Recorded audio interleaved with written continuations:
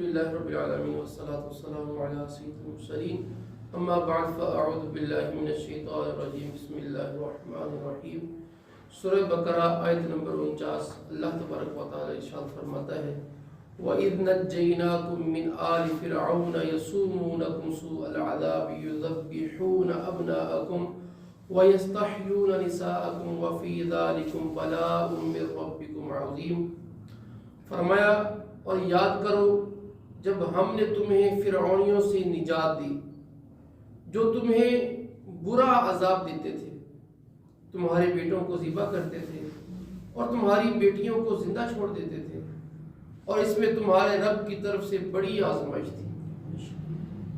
اس سے پچھلی آیات میں بنی اسرائیل پر کی گئی نعمتوں کا اجمالی طور پر ذکر ہوا. اب یہاں سے ان نعمتوں کا تفصیلی طور پر ذکر ہو رہا ہے. تو اس میں یہ فرمایا گیا کہ بنی اسرائیل میری وہ نعمت یاد کرو جب ہم نے تمہیں فرعون کی پیروی کرنے والوں سے نجات دی جو تمہیں برا عذاب دیتے تھے. فرعونی بنی اسرائیل پر طرح طرح کے ظلم ڈھاتے، ان سے محنت اور مشقت کے بڑے بڑے کام لیتے، چٹانوں کو کٹواتے جن سے ان کے بدن زخمی ہو جاتے، اور ان سے بری طرح مشقت کا کام اور ہر طرح کا ظلم ان کے اوپر روا رکھتے. اور پھر ان فرعونیوں کی اگر آپ نے اس کا نمونہ دیکھنا ہو تو آج جہاں پر کفار مسلمانوں پر قابض ہیں اس کے نمونے وہاں پر دیکھے جا سکتے ہیں. ان کے عقوبت خانے ہوں جس میں مسلمانوں کے اوپر وہ کون سا ظلم ہے جو روا نہیں رکھا جاتا. یہی حال فرعونیوں نے حضرت موسیٰ علیہ السلام کی قوم پر روا رکھا تھا.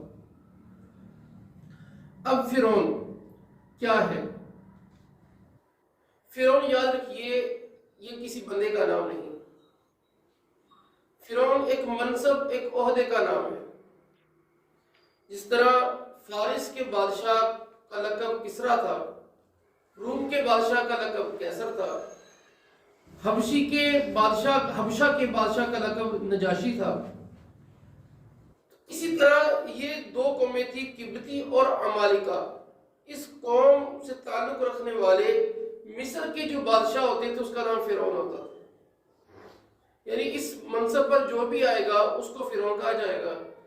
قیصر کے منصب پر جو بھی آئے گا اسے قیصر کہا جائے گا.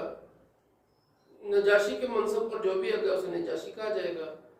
اب اس منصب پر جو قوم عمالقہ مصر میں آباد تھی، ان کے بادشاہ میں پر جو منصب پر کرسی پر بیٹھے گا اسے فرعون کہا جائے گا. تو حضرت موسیٰ علیہ السلام کے زمانے میں جو فرعون تھا اس کا نام تھا ولید بن مصعب. یہ اس فرعون کا نام تھا. اب آیات کے اندر اگلی آیات میں جس فرعون کا ذکر ہوا وہ یہی فرعون مراد ہے، ولید بن مصعب جو حضرت موسیٰ علیہ السلام کے زمانے میں تھا. اللہ تعالیٰ نے اسے 400 سال کی عمر دی.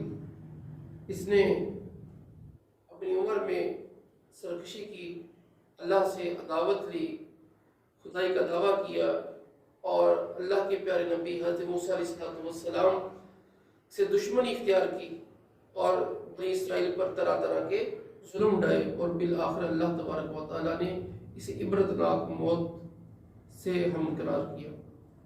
اب اس آیت میں فرمایا کہ یذبحون ابناءکم، کہ وہ تمہیں برا عذاب دیتا تھا. وہ اس کی تفسیری میں یہ بھی بات بیان کی کہ وہ تمہارے بیٹوں کو ذبح کرتا تھا. ہوا یہ کہ بات کے بارے میں یذبحون ابناءکم دو باتیں ذکر کی جاتی ہیں کہ جس وجہ سے فرعون نے یہ حرکت شروع کی، بیٹیوں کو چھوڑ دیتا تھا، لڑکیوں کو اور لڑکوں کو ذبح کرتا تھا. ایک بات یہ ہے کہ فرعون نے خواب دیکھا تھا کہ بیت المقدس کی طرف سے ایک آگ آئی ہے. اس نے پورے مصر کو گھیرے میں لے لیا.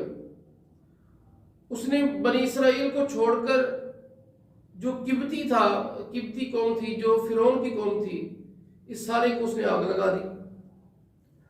بنی اسرائیل کو کوئی نقصان نہیں ہوا. اب اسے یہ خواب دے کر بڑی وحشت، تو اس نے اپنے کاہنوں کو، نجومیوں کو بلایا. تو انہوں نے اس کی تعبیر یہ بتائی کہ بنی اسرائیل میں ایک لڑکا پیدا ہوگا جو تیری بادشاہت کو ختم کر دے گا. تو اس نے جب یہ سنا تو کہا کہ جو بھی لڑکے ہیں انہیں قتل کر دیا جائے. کی تعداد میں بچے قتل کر دیے گئے۔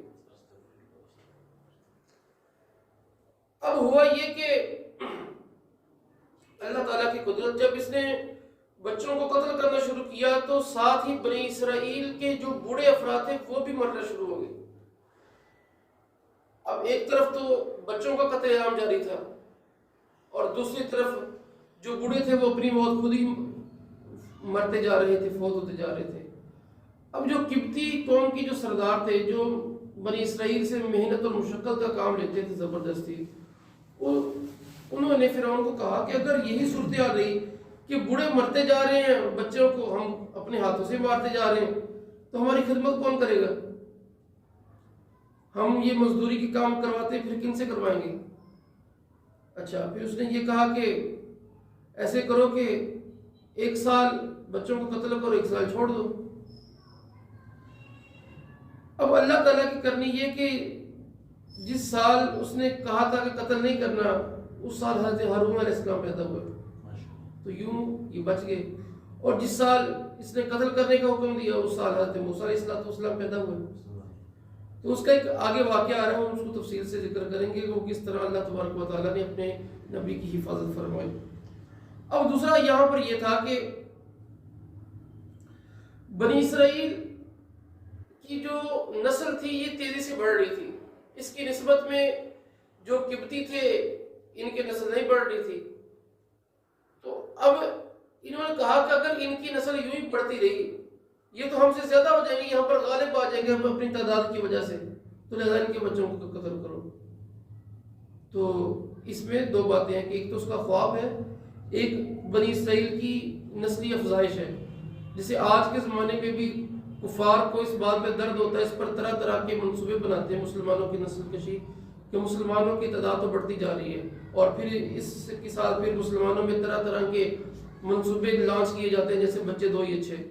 تو یہ بھی انہی ذہنیت والے لوگوں کی ایک پلاننگ کی کڑی ہے، کہ جو پلاننگ فرعون کیا کرتا تھا یہ بھی آج وہی پلاننگ کر رہے ہیں، کوئی نئی سائنس نہیں لے کے آ رہے، طریقے بدل گئے، ٹھیک ہے، ذہنیت پیچھے وہی کار فرمایا۔ اور پھر فرمایا فی ذالکم بلاء من ربکم عظیم، کہ اس میں تمہارے رب کی طرف سے ایک بہت بڑی آزمائش تھی۔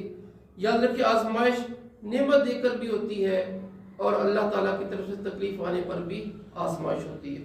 نعمت ملے تو شکر گزاری کے ذریعے اس کا اظہار ہوتا ہے کہ آزمائش ہوتی ہے کہ بندہ شکر گزار ہے یا نہیں، اور جب مصیبت آئے تو اس کا مطلب یہ ہوتا ہے کہ بندہ اس چیز کا امتحان ہوتا ہے کہ بندہ کتنا صبر کرنے والا ہے، کتنا اللہ تبارک و تعالیٰ کے حکم کی بجاوری کرنے والا ہے۔